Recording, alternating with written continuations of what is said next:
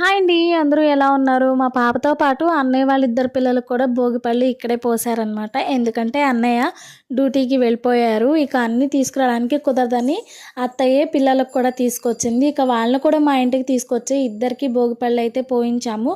First యాష్కా పెద్దది కాబట్టి యాష్కాకి పోయించిన తర్వాత ఇద్దరు పిల్లలకి పోయిస్తున్నామన్నమాట.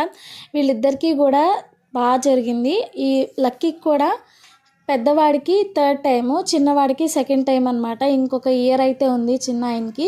మేము ఓన్లీ 3 ఇయర్సే చేద్దామని అనుకున్నాము భోగిపళ్ళు అనేది. కొంతమంది కొన్ని ఇయర్స్ వరకు కూడా చేసుకుంటారనమాట.